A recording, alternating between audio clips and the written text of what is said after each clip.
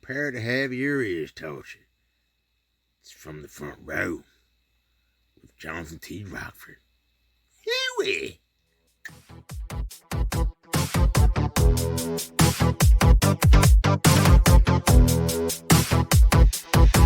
No, see, because what it is I don't care what match it is. I know when she's going to win, when she's going to lose. And I'm going to always bet on the side of losing. Because her name alone tells me she's going to lose the match. It's evident. She's got to do a little research. What's up, folks? It's me, Johnathan T. Rokford, here with another edition of From the Front Row. And Tag Team Turmoil. The first round, folks, is in the books as we have gotten underway. And there were some exciting matches, folks. We started off, of course, with the First Lady, Alexa Leslie, who defended her newly acquired Game Changer title.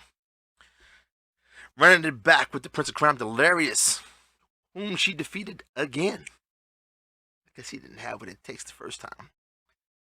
Or the second time. Underwhelming performance right there. She next challenged Lady Assassin, who, as an assassin, should be always silent but deadly. But she had no answer for the First Lady, who then moved on to face Desdemona. And what? Queen? No, I'm not calling her Queen. Screw that. I don't care. She get mad. And what do you think, Flip? She lost, right? Exactly. Very quick match too, as well. Like I said, it was going to be a quick match, folks. It's this.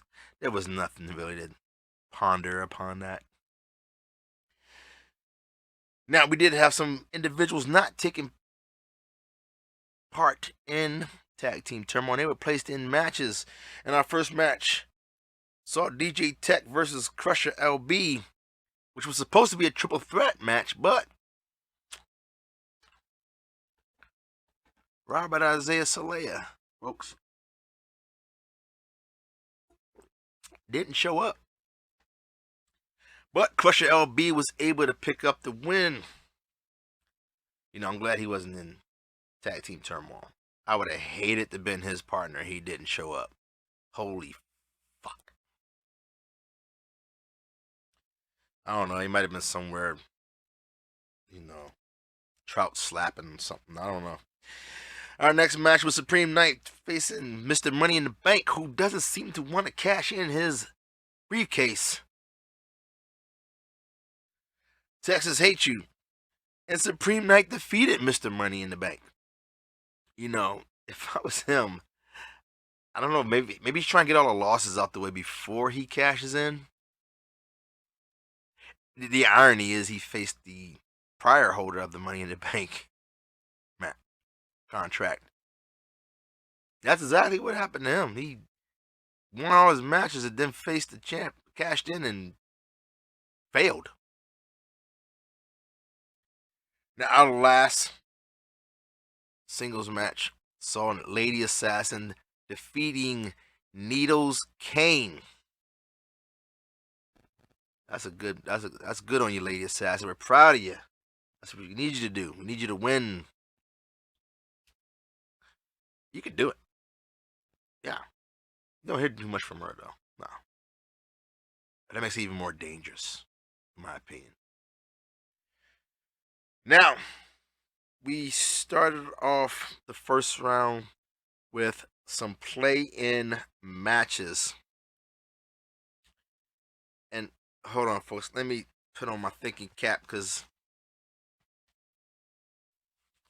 Alright. Because I'm trying to figure out how some of these matches went the way they went, folks. They were somewhat close, but not really that close. Like, on paper, they looked like they would have been close, but they really weren't that close, folks. As the Beast and Crazy Canuck took on their opponents, the Messiah and Winthrop Percy Alexander IV. And if you've been watching WPA, you know that the Messiah has a thing for the Beast. Can't seem to keep his name out his mouth, which is ironic. He can't keep the Beast's name out his mouth. This is the same guy that told the Beast to keep his name out his mouth, but yet he keeps talking about the Beast.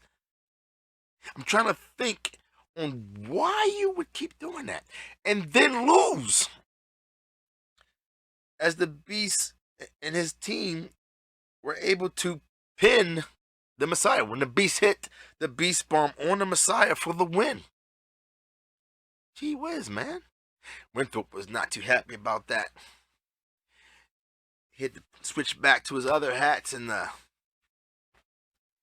what do you mean, where did I get the hat from? I don't know. Hot Topic, I guess. I don't know. Now, our next play-in match saw Bobby Blaze and the First Lady taking on the Emperor 2K Anomalium and the badass Eddie Von Detty. And the First Lady's back must have been hurting as her pothead partner couldn't seem to keep up with her pace. But she was able to help her team to the win by pinning the Emperor, which I'm pretty sure he'll say it was rigged anyway, so. What? No. There wasn't. He just straight up lost that match, yeah. Now, our last play-in match saw Johnny Rocco teaming up with the author of horror, Like an Umbrus, as they took on Desdemona and her partner Casper 2779. And if any two people were destined to lose a match, folks, it would have been them two. He of many disappointments in her, destined to fail, as Johnny Rocco hit a Charm City driver on Desdemona, tagged in his partner, and Like an Umbros pinned her for the 1-2-3. So they'll be moving on to the first round to take on those who are waiting to compete in the first round. And while they were waiting, management decided to put them in a triple threat tag team match. And we had Delirious, the Prince of Crime, and the Darkstalker versus Luna and Big Mel versus Quani Fist and the Super Champion King. And the match ended, I found it humorously, actually, when Luna pinned the Prince of Crime, picking up the win for her team. Now, that was just a show for a match as they awaited their opponents in the next round. So it makes you wonder, will they repeat it? I mean, two of them might repeat their feat. But would Luna and Big Mel move on? I mean, Big Mel teamed up with somebody last year and pulled it off. They were very dominant too. Now, our first round matches saw Money, MF, and Mike teaming up with Chrysalis against Mac Blakely and Brasso. And the irony of this is Money Mike and Brasso are in Killer Goons, and Chrysalis and Mac Blakely are in the Order. And Chrysalis pinned the Brasso. That had to be a bittersweet win for Money Mike. But, you know, things happen, folks. Now, our next match saw James Altraz and Donnie Boy taking on Cats and Curie and the Wraith. And the match ended when Altraz was able to hit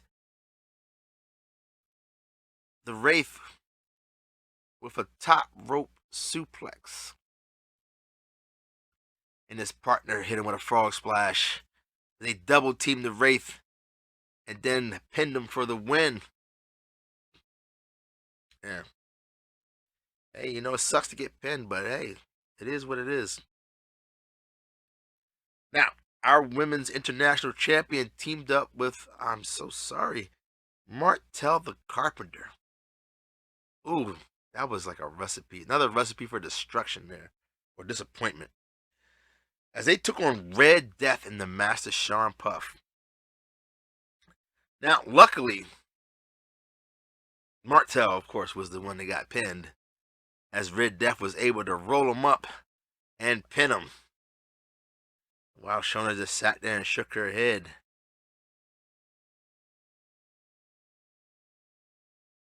In the next match, we had Tezzeret and the South Bronx Savage taking on our Intercontinental Champion Money and the Essential J. LeMasters. And Tezzeret, we told you, stay positive. As he put the submission on Money and made him tap out. Yeah, it made him tap. Tap like a little bitch. You know, the guy's pretty good tag team matches. You know, he's had a title already. You gotta find the positive in everything. Now, our last first round match featured Jermaine Walker and Nergahante. The two champs, one our world champ, the other our triple threat champion, as they took on Fat Tomas and Shepard Bane, who could not get on the same page, leading to Nergahante pinning Shepard Bane. That's as easy as it went, folks. Tie it up in a little bowl. Put some pink paper on it. Stick a fork in it. First round is almost done. Not quite done, but it's almost done. Now, according to WPA bookers, we'll be taking a break from Tag Team Turmoil as there are titles that need to be defended. So our bookers have a lot to work with. A lot of matches that need to happen. And they will happen this week as we have another week-long event. Best way to get rid of a lot of trash. And then we'll move on to get rid of those last 3 first-round matches. You know, I can't wait to see what the matches are for this week. I can tell you what I anticipate, not what I know, because, you know, things happen. I can anticipate Desdemona losing again. I can anticipate Martella Carpenter losing again. I don't know. Hell, I can almost anticipate Dark Star probably losing the match. I don't know. They seem in my top 3 that I like to. Yes, I take great pleasure in watching them lose. It's just funny to me. Now, unlike last week, Philip will be here to deliver his pick of the week. Other than that, folks, happy Father's Day to all of our WPA dads and those out there who have kids. Hopefully they're not as much losers as some of you out there. Shout out to the White Marsh Warriors who've been busy battling on the field of dreams. That's all we got, folks.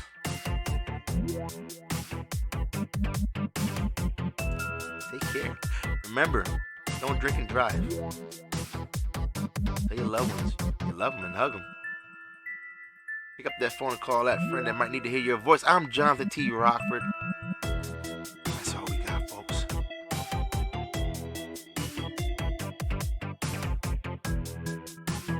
What? No, she's about as stretchy as a stick of gum here, bro. Yeah, I don't know. Like I said, bro, I got this hat. It's my new thinking cap, though. It's pretty cool. Yeah. I don't know. There's nothing stranger than that, I don't think, in the world. Yeah, speaking of which, where does he get everybody's emails from? That's creepy.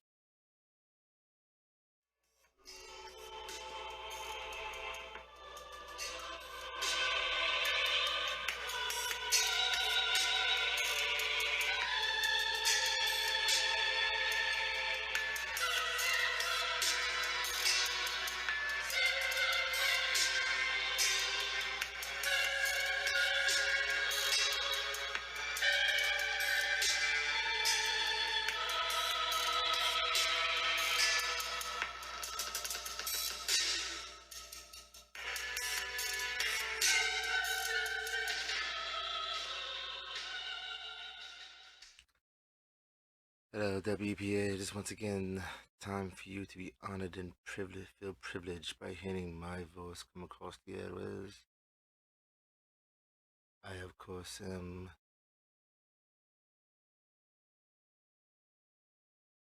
Philip Alexander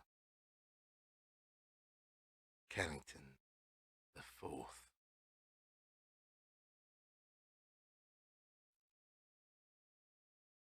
And you have the honor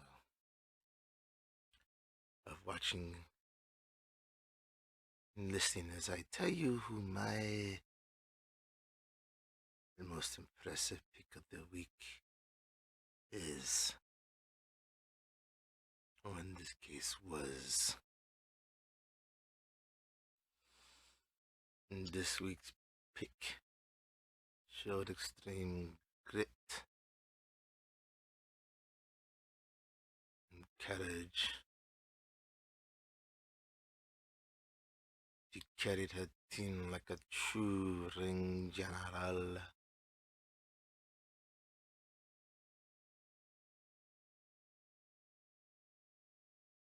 She defended and defeated the other opponents.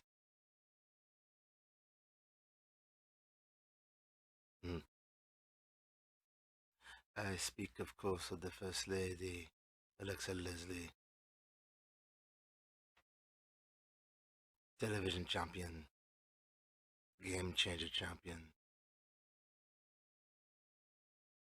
who even after suffering injury in the hands of a lunatic, still successfully defended her game changer title. And then led her team to victory in Tag Team Turmoil to advance. Yes. It's hard being among the upper echelon of society and having to mingle with riffraff and commoners.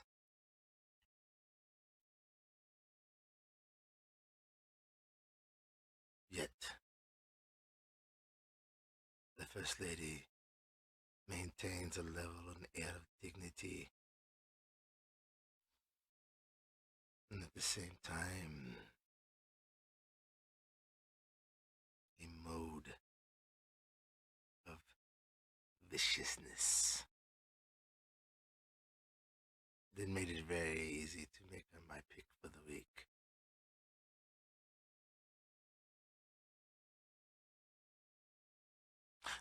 This week we shall see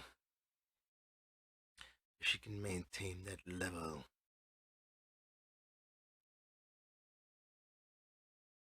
and endure another week amongst the riffraff here in WPA.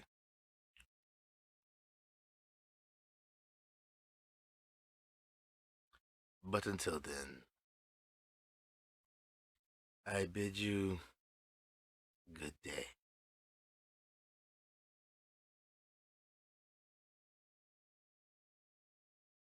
I said good day.